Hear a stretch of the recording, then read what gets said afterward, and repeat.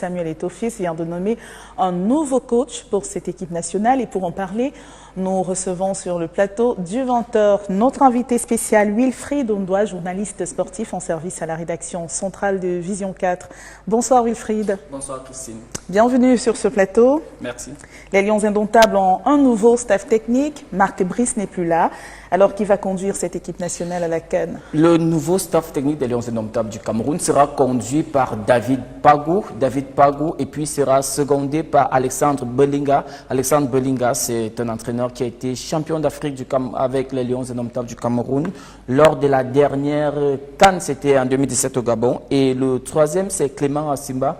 C'est lui qui va s'occuper des gardiens de but. Donc c'est un trio d'entraîneurs locaux qui ont fait leur preuve au championnat local en ce moment même. Ils continuent de faire leur preuve. Et dans ce trio, il y a un nom qui retient notre attention, naturellement, celui qui remplace Marc Brice, David Pagou. Qui est-il? David Pagou, c'est un entraîneur camerounais sorti de l'Institut national de la jeunesse et des sports qui a fait ses classes au Cameroun. Il est passé par PWD de Bamenda où il a été vainqueur de la Coupe du Cameroun, c'était en 2022.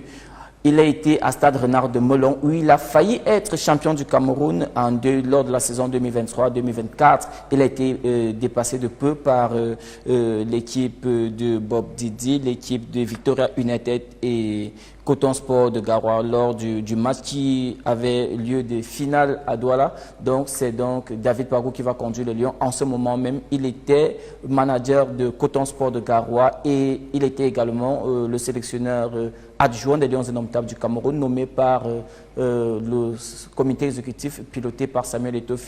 Lorsqu'il y a eu le conflit MINSEF-FECAFOOT par rapport au sélectionneur Marc Brice, il était l'adjoint nommé par la Fédération camerounaise de football. Et quand il y a eu la liste commune des deux belligérants, la Fédération camerounaise de football et le ministère des Sports, David Pagou est resté comme l'adjoint de Marc Brice et aujourd'hui prend donc la tête de la sélection nationale du Cameroun avec cette expérience qu'il a emmagasinée pendant toutes ces années à côté de Marc Brice et des championnats du Cameroun. Il a également fait plusieurs sélections.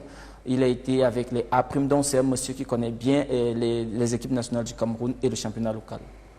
Mais est-ce qu'on ne court pas vers un scénario Antonio Conceição? Parce que plusieurs se demandent, est-ce que c'était le moment pour le président de la Fédération camerounaise de football de nommer un sélectionneur national? Est-ce qu'il ne va pas demander un dédommagement? Parlez-nous un peu de cette... C'est vrai que c'est un côté un peu juriste, dont ce sont les juristes qui doivent répondre à cette question, mais de mon expérience, un entraîneur est limogé quand il ne fait pas les résultats. Et quand Marc Brice arrive à la tête des Lions Indomptables du Cameroun, il a pour mission de qualifier le Cameroun pour la Coupe d'Afrique des Nations 2025, ce qu'il a fait. Et l'autre mission était de qualifier le Cameroun pour la Coupe du Monde États-Unis et Mexique-Canada 2026 et il est passé à côté. Il n'a pas pu être qualifié dans une poule où il y avait le Cap-Vert et l'Angola. Le Cap-Vert nous a damé le pion.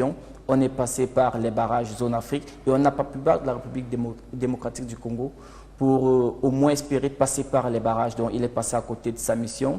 Maintenant, la question de savoir si il ne sera pas... Si Est-ce qu'il ne va pas demander un dédommagement? On ne va pas demander un dédommagement comme ça a été le cas pour Antonio Conceição, limogé dans les mêmes conditions? En réalité, Christine, la Fédération camerounaise de football n'a jamais signé le contrat de Marc Brice, donc son limogeage ne fera pas de problème.